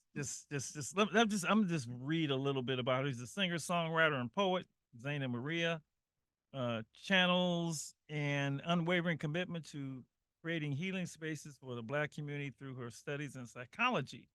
With the belief that music is a universal language of peace and love, she has nurtured her musical talents since childhood, holding it close to her heart as a lifelong source of solace. Wonderful. Just absolutely. I was, God. And you see why I was, Ann, when I got back. I mean, I was like, Lady E, where are you? Lady E, is she there? Okay. Well, I'm being able to share. Yes, I'm here. What do you, and you're a vocalist. What do you think? It's amazing. It's amazing. It's just amazing. Thank you. She sings. So and she wrote it. Yeah. Yep. Oh yeah. That's her song. That's her song. Took her long enough to perform an original. Yeah. But Yeah. Okay, sir. Is it on me? Is it on you right now? We'll come back. I mean, we'll maybe a couple times, but so let me read about you. Or did I already read about you already? I think I did. I think I read about you already. Okay. But he's a spoken word artist, and he did a piece that was very powerful. Yes. But I had to censor it for radio. Therefore, he had said, I don't know if he's doing another one or the same one that's censored, but it's live. Well, yes, it does, yes, it does. We don't want to get dinged by the authorities. I wrote a whole new poem. So don't even worry about it. Yeah. Wrote a whole new one. Always ready. Always ready. All right, here is Maxwell. You got it. What's good, y'all? Oh, we gonna get the camera right on me? Smooth. This is a solo, brother. Yeah. What's good, y'all? So Doc hit me up, saying that I'm not trying to get us ding. So I had to write a whole new poem. So this is actually gonna be my first time ever performing. So, I ain't even worked out the diction, none of that. So we gonna do this right here, right now. It's untitled, but the word that rings through my head when I think of this poem is explore and implore. Explore and implore. So maybe that's gonna be the title. We gonna see. I'm gonna go ahead and jump into it. One day, the chapter book of my life will end. And I wonder if the ink within it will change anything. If a black boy scrolling through the pages will feel a little more liberated to face circumstance head on, with a hunger in his stomach to break the grip of the fell clutch of circumstance. One day, the chapter book of my life will end. And I wonder if his words will change anything. If they'll find relatability within the content of the pages tied together by the seams. One day, the chapter book of my life will end. And I wonder if I'll even be able to comprehend the growth I experienced from page 1 till fin. A lot of my life, I've been but a bystander to strife, embodying the hardened heart that comes from misery. The ghetto is one of the worst punishments in history, and I've been trying to apply pressure to my wound before all my hatred spills out. Hatred's like an oil stain. It's hard to make go away entirely, but progress is always able to be made. Just remember, the devil is a lie. And his voice is a little louder when you allow yourself to suffer in isolation. He preys on your depression to ensure your annihilation, so he wants you to throw your life away. You ain't even got to sign his book. Just pull the trigger and watch it as a little bit of your soul flies away. One day, the chapter book of my life is going to end. And the hatred that blots my little heart will be a little harder to see. But boom, but boom, but boom. I don't live in the ghetto no more. I left it behind a long time ago. That's history. 15 as a matter of fact, but the impact is still left on my mind like a devil glued to my back, but I can take it. I know there's worse out there, so the mental scars I'm left with are light pack. One day, the chapter book of my life will end. I'm but a dreamer, a desire of more, writing these pages as I go. So stay tuned. Thank you. I appreciate that. Let me tell you something about spoken word. This is just me, and then people notice. Whenever I do a lot of, I don't know, conferences or things with young people. I learned early on, I never have rappers. I don't. And I had to learn the hard way because there was a time I was putting on big events and I had, rappers. And they didn't always work out, right? Stuff that came out of their mouth. But spoken word artists are just, they come from the heart. They come from the heart. And it's just so genuine, it's so genuine and meaningful. And just thank you, brother. Thank you. I appreciate that. Thank you, man. Thank you, Maxwell. Thank you. I appreciate that for real. And it's interesting because I remember when we first met, this training I came up and did with you. You didn't necessarily see yourself at USF coming from. Yeah, not at all. Not at all. From your high school from Richmond. So I'm from Richmond. I didn't expect to be at you. You end up picking USF. Man, where did you high school? I went to Oakland Military Institute. Okay. Yeah. And then I went there, and then I transferred to a school in Antioch called Deer Valley High School. Yep, Deer Valley. So ended up at USF, man. That was interesting. I always thought I was gonna go to Howard. Yeah. To be honest, I was gonna end up out of college, but life has a funny way of working out. I decided, I think for myself, that financial aid. Look, that might be the number. That place costs a lot of money. It does, and that's why I give them so much credit for putting money into you. Because you couldn't go there with, I mean, a lot more expensive than Howard. I know, that census to Howard, but that financial aid package is banging, and then I know, in addition to that, for me, it was just being able to stay local. I think being like I said, I grew up in the Bay. I was born in San Francisco. Mm-hmm. I was raised in Richmond. Went to school in Oakland almost my whole life. Lived in Antioch for a little bit. Went to DV. Now I'm back here in the 415. So 415-925-500. That's been my whole life.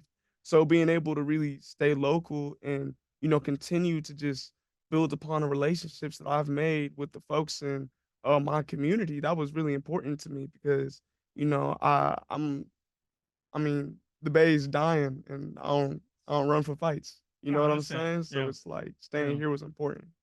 Mercedes, how did you end up at USF? Kind of the same thing of just like the A package, but also like coming from Chicago, I wanted something that was like really different. Like my choices were like Howard, GSU, and I'm like, I grew up in these predominantly black like inner city spaces. So I knew San Francisco was gonna be different. Yep. And so for sociology, I thought it was a good choice. And so like I had a lot of like back and forth, like wanting to just go back home, wanting to leave. But I think like overall, like you said, like life has a funny way of working out. Like I've grown a lot here. And like in my studies and stuff, just like with sociology within the black community and stuff, it has like brought out a different like passion and interest for a lot of the topics that I research and just a way that I interact with my community. Like feeling like as somebody who's like an out of state student that I owe a lot to the people who are local here, to the people who grew up here, to the people who have been displaced, to really be invested in that community and not to, like you said, I think you put it good, like not run away from a fight. It was good. And you, Delayn, how'd you end up here? Repeating the same thing.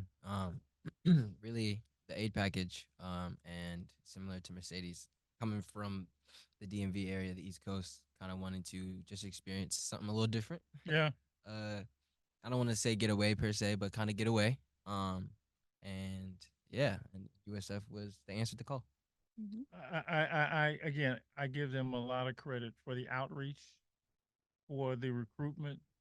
For one young man I met, I can't remember his name. I should remember his name because I got a lot of names in my head up at school. He told me that USF flew him out here. Oh yeah, Wow. DJ. Yeah. I was just about to say probably DJ, wasn't it? Yeah. Flew him out here, right? This ain't a blue chip athlete now. This ain't the the 7'1" ball player they trying to get out here. They flew an academic student out to USF to look at it, and I was just blown away. And I give a lot of credit. It all starts at the top, so I always give a lot of credit to Father Fitzgerald. I know because this wouldn't happen. I remember we put this whole thing together, put it on paper.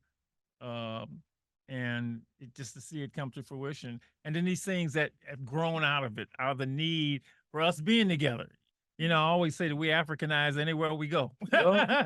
Zulu Nation. Everywhere we go, wherever, anywhere we move, we got to make it our home, right? Yeah. And that's what I always wanted to do when I was there. And so this is just a marvelous thing. This showcase that you are able to put together. Thank you. Let's see who we have here. We have now. Did you say something about why can't we do? Is it now? Is this is on both of them? Oh, yeah. On both of them? So, yeah. Oh, okay. So we might get zingy wingy. Okay. All right. Okay. All right. Yeah, buy your tickets, man. You just gotta pull up. I don't even know. Wait, do we charge tickets? Nah, that's yeah, it's literally free. We'll do. Why don't you, since you're the MC, read all the acts that were in there, right? Just to let people know and then talk about how you created the lineup, because it was very, I'm sure it was intentional, but it was just balanced, right? And why don't you do that? Just to let everybody know all the acts that were involved that night at USF. Yeah, so we have New York, and The Way You Look Tonight by Dave Robinson. Oh, you got the other side. You want to do the yeah. Oh, well, okay. we're gonna start all the way from Act 1 to Act 12, whatever it was. Yes. We have it was Nigon from Ball Shim by Naya Bossier. Shout out Nia. La Cathedral. Ooh, gonna mess it up because it's Ellie song, right? Yeah. But Elior Brown Ingu. I Love You for Sentimental Reasons by Joshua Allen. New York, The Way You Look Tonight. Now those two, I'm thinking that's as far from rap as you can get, because those are standards. I mean, all the old jazz folks. So this dude's up there singing New York. I mean, I'm like, wow. I mean, you talk about a showcase of music. That was just, oh God. Okay. That was by Dave Robinson. La Vie en Rose by, it's Sheila. Sheila Abigail and Freddie Rhodes. 2 jazz themed poems by Michaela B. Excerpt from Way My Home by Don Brooks. First Leaf and Young Love by Zaina Marie. Fools by Rima. Ecstasy by Freddie Rhodes. Time Was Meant for You, We Belong to the Land by Michaela Jasmine. Survivor's Guild by Maxwell. Aiko. Close to Me by Javon, and then Wicked by the band Liminal Gaze. Yes. Now, as you're watching this, are you like bursting with like? He started crying. No, he wasn't crying. Well, I was, so I don't know why he wouldn't. I mean, no, I play with that crying thing, bro. I ain't trying to break nothing. Okay, but when the feeling hits me, I'm like, oh my god, gotta let it out. It was unbelievable. It was fantastic. Yeah. That means a lot, and honestly does. No, it does. Was actually. fantastic. Yeah.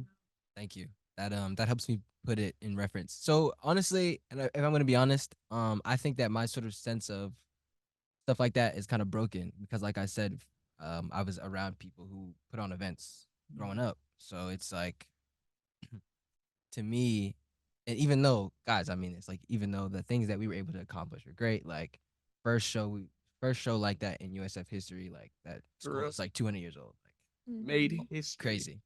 But in all honesty, nah, I didn't shed any tears. Only just because to me this is Well, I mean, bursting with pride. I was thinking, not so much. I mean, I'm excited. that was my fault for instigating. It was definitely exciting. I was definitely excited, but I mean, I had put in so much effort that like, I knew how it was gonna go. Exactly. So yeah. I was happy for them. I wanted to run up to each one of them. Oh yes. In fact, is it Mikhail, my little buddy that came off and I did the poetry? Yes. He came up and hugged me, and I was like, "Oh, the girl you did." Yeah, everybody was so good. Yes. Everybody was so good, and the audience loved it. I mean, they were. I mean, I'm like, they don't got nothing else. Sorry. No, but if that didn't speak volumes, no, for real, like real talk. They'll let you know. Right. All right. The Apollo people let you know. No, real talk. That's their job to boo, right? I think that was one of the coolest things though about the music showcase, how much everyone rocked with it. Like, it really says something because for this is the first like thing we ever had here. Like, we have Varsity SF, right? And we have don't do that. No, that's not. They got some good dancers out there. They got some amazing dancers. They do a lot of hip hop stuff and they do a lot of other things. We have dance ensembles and all those kind of things. But it's like they have hip hop up there, they have R&B up there, but like the majority of the people dancing and doing all that stuff to our music don't look like us. And I will say this: it is a well-kept secret. People in the city, in the Bay Area, don't know. That's one reason I'm doing this tonight, right? And thank you. And I've had Bates on the show. I have Bates. They just don't know that USF this is all happening right here.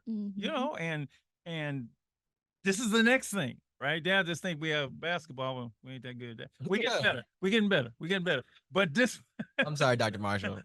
One day we're gonna hit it like we did back in the day. I don't know if we can. I don't know if that's ever. That's what I was gonna say. I don't know. That was a once in a lifetime. Bro, y'all see this? Never mind. I was gonna say the Celtics win. And this musical showcase is just now. So here's my thing. You are graduating, right? I am. I will be graduating in December. Heartbreaking. Yeah. So how we gonna keep this thing going? Do you have? They always ask me that. I get asked 3 times a week. What's your succession plan? I said, I'm looking. I got some ideas, but I know you've been asked. Oh yeah. Yeah. I got some things planned out. I'm trying to establish a club on USF campus. So that without me, at least somewhat of an organization can continue, and they can kind of carry on that showcase intellectual property kind of as they see fit. I'm trying to do some personal trademarking stuff here and there, trying to see if I can even take this as intellectual property, possibly to other universities. Do that. Things like that. Yeah. Do you know of any school that's doing something? I mean, it's an exhaustive list. You probably would know, but anybody that's doing something like this? Berkeley does have a Black Music Fest that happens during the year, which I was thinking about possibly reaching out to them as a future collaborator. But I've been looking into kind of like that other universities. I've already reached out to some people at SF State to try to see if we can get a showcase there. Okay. But would love to make sure that this happens. And thankfully we have people like Mercedes and Maxwell who aren't leaving, who can kind of carry the spirit, keep the culture of just an open place for fellowship and collaboration. Yeah. It's gonna be. Are you gonna miss him? Oh, For sure. yeah. Oh, thanks, guys. Yeah. Yeah. Let's say some Y'all people. got lie though. Y'all can be honest though. Like y'all got lie. Oh yeah, no, he's a thorn in my side. Thank you.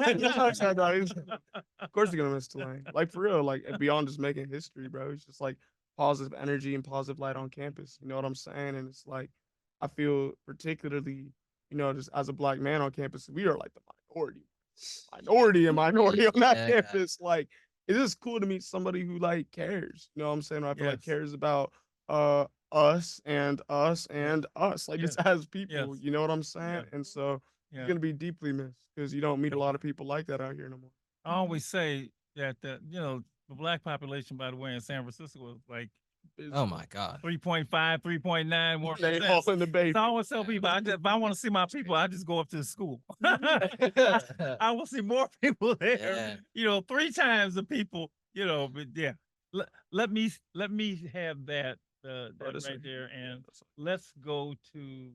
All right, now it's really because of copyright issues that we can't hear from Michaela Jasmine, because it was incredible. It was incredible, but it's a cover, somebody else's cover, so we can't do that. And there are some other pieces that we can't do also, but Javon, we can do that. So Javon is a rapper, Okay. and I know how you feel. Oh no, if it's good. Okay, yeah. It was good. No, let's play it. Yeah. Let's play it. Wait, just was double there check. cursing? That's a perfect. No, if it was, I don't I'd have think- flagged it. No, it was. Okay, but It wasn't. I don't think so. No. I don't remember that. Okay, but Okay. I remember yours, but I don't remember his.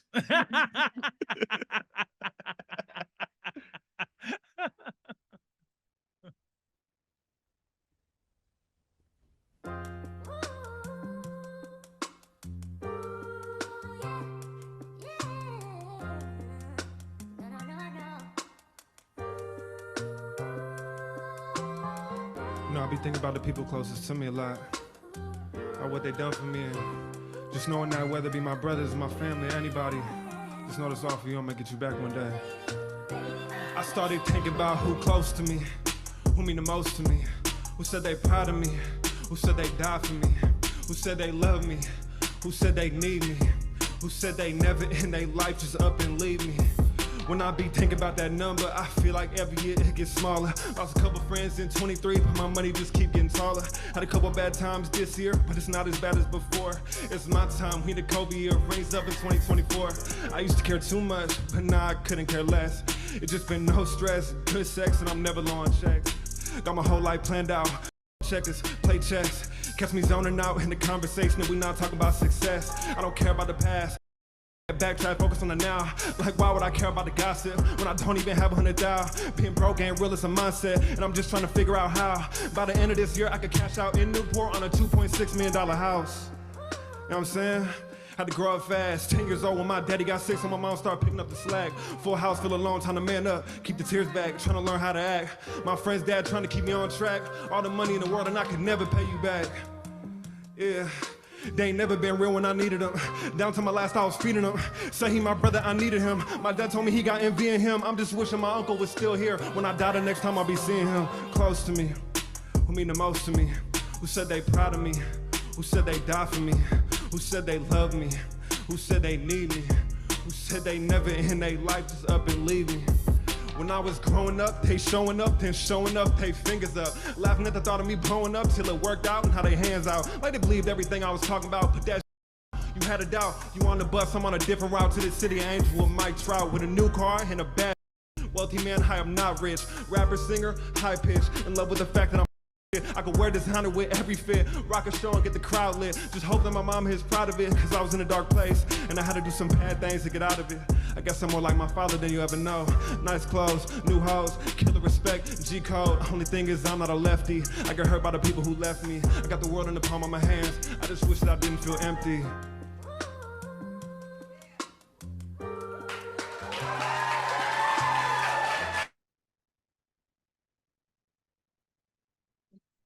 Did I hear any word? I didn't hear anything. Shout out Javon. Amazing job. I love the theme. Close to me. That I I just loved it. I love the entire because that's true. Mm. That's true. You think people close to you? It ain't. Yeah. You know yeah. What did you I mean, I would say think of the let's. piece? I always appreciate hearing rap. You know what I'm saying? Like I just always appreciate hearing rap. It's cool.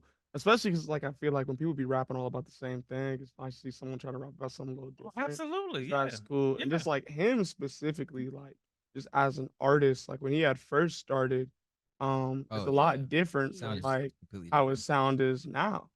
You know, and He's grown. yeah, he's grown, and that's the coolest thing to just see. Even like, I'm not a rapper, but I think anybody where it's like if you make art and you look at somebody else making art and you see their growth, that's dope because you love that for them. Yeah. Yeah, it was nice to see, like, because I remember his performance at the first one. It was like a lot to me personally. So this one was like, I think it fit well because all of the art performances kind of fit into the same thing. And I think also it felt like really nice, like for me personally as a sophomore, because a lot of what the artists were like talking about, like personally talking about, it was like either all of them, most of them were like sophomores, but it was like very relatable for like what we were going through our sophomore year, specifically that semester. So it was really nice to see like one, his growth, but also had just fit really well into the overall theme. Yeah, I'll tell you that piece to me, for me, personally, sound like spoken word with a beat. It didn't even sound like it was like if he didn't have it would have sounded he didn't need that, but that's the way he wants to do it, right? Yeah. It sounded like spoken word with a beat, and the rhyme it was, and it's the placement in the whole showcase was just perfect when it came because we hadn't had one like that, right? Yep. And it was a second to last piece, and it was and you see why I was so excited about this whole thing. Yeah, It's a great time. It was fun being in it. People were blown away. And there were a lot of the staff I found out. I ain't gonna talk about y'all who weren't able to come, well, for whatever reason. So this is their first chance of seeing some of the, some of what took place that night, right? Because I jumped on, I was on the base meeting at the next meeting, and next meeting said, "Did you see this?" Okay, well, I'm sorry, I couldn't get there, so on and so forth. I'm just Wow, I didn't know that. yeah. Yeah. This is the That's first cool. time a lot of them are seeing any of the acts that night. I think that was. Oh, I know I that. think, But Yeah. I think that was cool, just even being able to know like that they thought it was smooth. You know what I mean? Like, cause we didn't know that. You know what I mean? I didn't know that they liked it. Yeah, like Yeah. it's cool. So I think that's dope though, because it's like, us as students doing our thing, and then we got our black faculty and staff supporting us. That means the world. Yeah. Not that they didn't support you, some of them just weren't able to. No. I I'm just saying, mean like no. it's nice to hear that they liked it. though. Like, my God, Yeah. yes. Yeah. Yes. Oh. Yeah, that didn't get back to me, so I'm glad that it sounded like. I'm glad to know that. Yeah, That's- well, I mean, Who is her back to favorite me. Pete? No, I'm playing. oh man. All right, Lady E, you've been watching the whole thing. Malcolm, you've been watching. Just your thoughts on this as we wrap up here. The showcase of the before you say anything, Lady E, explain why it went from Black Music Showcase to B.E.A.T. The Yes. Beat. So Explain, Delayn. I will. No, I'm break it down. So the first year, it was the Black Student Music Showcase. Mostly, and if I'm gonna be honest, because that there's usually 2 shows that happen throughout the year at USF. There's a fall main stage show and a spring main stage show. And so last 2023, I was given the chance to take over that main stage position. And so because of that, I felt as though I wanted to have a title that let people know what they were coming for, but let them know that it's about to be different. So I had Black Student Music Showcase, just so people could literally understand what it was from the title. Yeah. This year, I changed it partially because of Maxwell and because of people. I planned on having more acts than just music. I also plan to highlight more than just the musicians. And so I felt as though moving forward, I kind of wanted to stem away from Black Student Music Showcase. And then USF's music program is going through a lot of changes right now as well. So just kind of moving away from that was kind of my play. And so B actually stands for Black Black educated and talented, or Black educated, artistic and talented. Okay. You can kind of pick. Black educated, articulate, and artistic and talented. Okay. And so that will be the name of the eventual club I'm gonna start as well. Just to kind of put that into the USF kind of zeitgeist, put it in people's minds. So I decided to introduce that early. So now when they hear beat, or if somebody says it, it's like, oh, okay, it was from the showcase, or it was from what that previously was. But yeah, that's why I changed it. You know, I'm look, and they'll get this. I went there. I've been around the place for a long time. I'm glad you're getting as much as you can out of your experience. I really do. I mean, I got a lot out, but I got a lot out for a different reason, because I didn't have nobody to teach me any classes like you're getting. I didn't have any Black history. You know, I had to recruit students myself. Wow. You know, I had to get the BSU established, me and my colleagues there. Thank you for that. And so, you know, that this, you know, but that jump started, you know, finally got where we wanted to get to, right? And we got to keep it up. I want you to get everything out of that experience. I really, really do. So, you know, every time I go up there and, you know, I'm with the Marshall Riley Scholars, you know, and the Living Learning, I'm like, oh my God, you know, I love you, the faculty, you know, and the staff that's there, because we didn't have a lot of that, right? We want to get more. You know, we hope the LLC gets a little bigger, right? But, you know, we got to work on that. And the tour that the Marshall Riley students take every year is just incredible. Yeah, awesome. You know, I mean, going down south and seeing those historical, you know, places, that doesn't happen at HBCUs, right? Maybe they take it for granted. I don't know, but that to see you just pull this off and get as much out of you can, and you know, and I hope that you know. And by the way, when you graduate, you're lying. Don't forget them. Don't forget them. Don't forget them. Not at all. Don't forget them. Don't forget them. That's your family, right? That's your family. By the way, I always say, I don't know about you, I don't remember nobody from my high school. But I got a lot of long friends from my USF community. Yeah. The Black student community USF. But they know I'll be hitting them up to collab on something soon. Yeah. You already know. Yeah. They know. Yeah. Lady E, you have been listening, and is this the wrap up, or did you want to hear from Malcolm? Oh, I don't know where Malcolm is. I just see his picture. So I'm going to you, and you can do, it's yours. You have been faithfully listening to everything that we've been doing here. Yeah, it was marvelous, just marvelous, and just amazing. I heard you say that you did it by yourself, but having an idea and watching that idea manifest into a reality that's tangible and growing and gives an opportunity is just remarkable. Thank you. A language that's universal, one all needs to hear, one that lifts and moves, one important to share. Beauty in the message, power in the words, with an opportunity to share, one that needs to be heard. That universal language with passion and without fear, but rather a purpose, a message, one that everyone needs to hear. So Street Soldiers wants everyone to see and hear the transformative magic that art can bring. This is Lady Estelle asking you to consider this. Get her in the showcase next year, okay? Ready. So, you got any words? Keep it up, young folks. We appreciate you. We love y'all. Thank you. This music, this Black music thing is one of the most important things in the universe.